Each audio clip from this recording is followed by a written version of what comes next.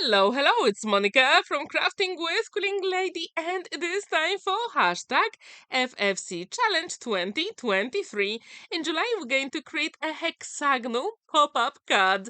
As you can see, that's how it looks like. It folds flat in 6 by 6 inches envelope, and when you put it on a flat surface, it gives you that amazing dimension. For my project, I'm going to use my digital collection called White Elegance. If you like the elements to fussy cut and the design papers, I left the link in the description down below for you. Really like it, and I think it is perfect for so many different occasions. And I really wanted to create a very quick thank you card, so this collection was just perfect. Let's create a base for our hexagonal pop-up card. I'm going to have a panel measuring 3 inches by 6.5. Let's cut it at 2 inches, 4 inches, and 6 inches. I need one more panel like this, which measures 3 inches by 6.5. Again, I'm going to score it at 2 inches, 4 inches, and 6 inches. And I'm using 300 GSM card because I really want my base to be very sturdy. Then I've got a gold panel measuring 2 inches by 11 inches. And again, it is 2 by 11. I'm going to score it at 3 inches, 5.5, and 8 inches. And this will be the mechanism for today's card. So that's all you have to do to create your hexagonal pop-up card. Now I'm going to fold and burnish all those elements.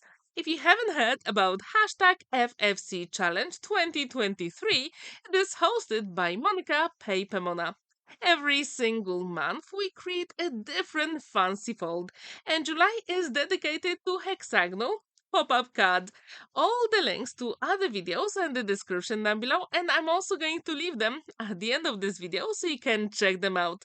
So in this collaboration, we also have Jenny, Katarina, and Christine. And I have to tell you, all the cards are absolutely amazing. And as I told you, we create a different fancy fold every single month. However, we're going to take a short break in August and we'll be back for you in September. Now I'm going to use my scissors to cut those portion out from those two panels just to make it easier to assemble. If you'd like to join our Facebook group where we share our fancy folds, I left the link in the description down below. And I have to say, all the projects for hashtag FFC Challenge 2023 are absolutely amazing. So if you like fancy folds or very unusual cards, please check our Facebook group and hashtag FFC Challenge 2023 because there is probably something that you really want to create yourself. So as you can see, the card base is nearly ready. It's always a good idea to use your bone folder just to burnish it a little bit more. And now I'm going to put that gold panel exactly in the middle, which is super easy. But first, let's create some elements. I've got a craft card and I've got panels measuring 1 3/4 by 2 3/4. I need 6 panels of this craft card. So it is 1 3/4 by 2 3/4 of an inch. And then decisions. How are you going to decorate your card? As you saw at the beginning of the video, I decided to use my White Elegance collection and I'm going to use that digital paper. I absolutely love it. So this panel measures 1.5 by 2.5 of an inch.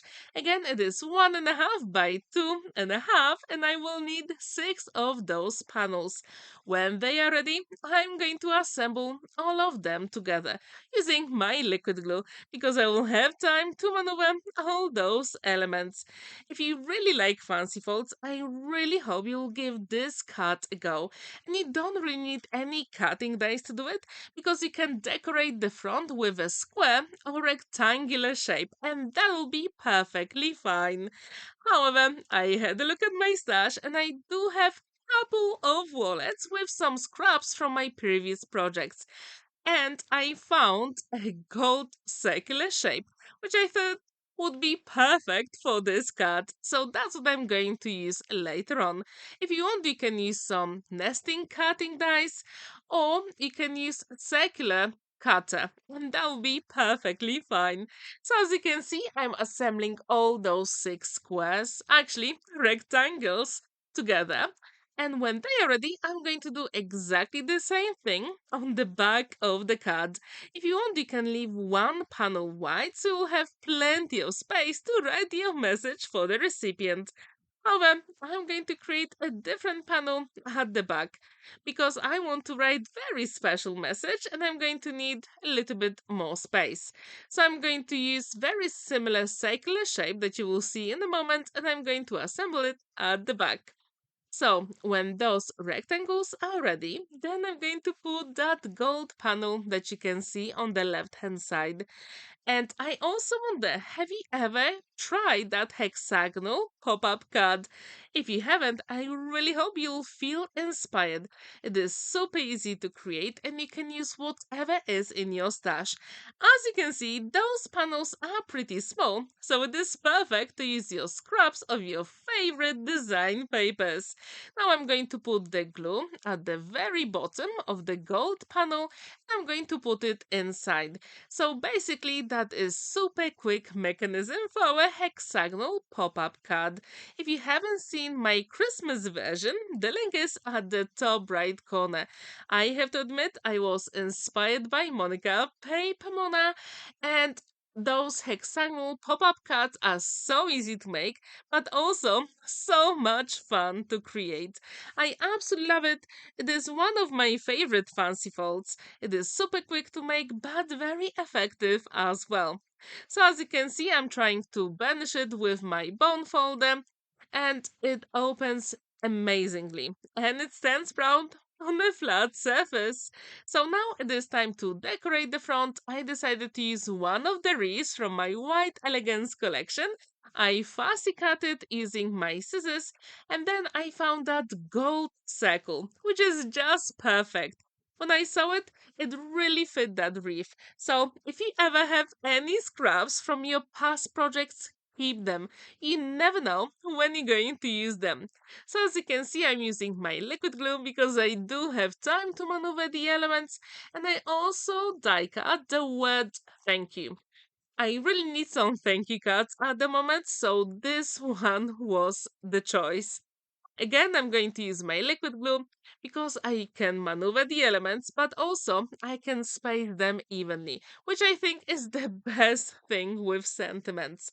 So when this is ready, I'm going to apply some glue here, but I thought it would be a good idea to use scissors and cut those corners off a little bit. So in the end, we're not going to see them when we open the card, which I think is really cool. Very quick fix. And here I decided to cut a little bit more off. Now it will be time for the glue and the cut will be complete, super quick and simple. If you want, you can also add some pearls or gems, but I think in this case there is lots of sparkle anyway, so I didn't use any gems for this card. How often do you use gems to decorate your cards? Please let me know in the comments down below. As you can see, the card is finished. It looks really cool. You can write your message there, so you can leave a white element there. So don't forget about our hashtag FFC Challenge 2023, and July is dedicated to hexagonal pop-up card. Here you can see some other amazing tutorials by fabulous crafters, and you can also check all the links in the description down below. Thank you so much for watching, and we're going to see you in September. Happy crafting! Bye for now!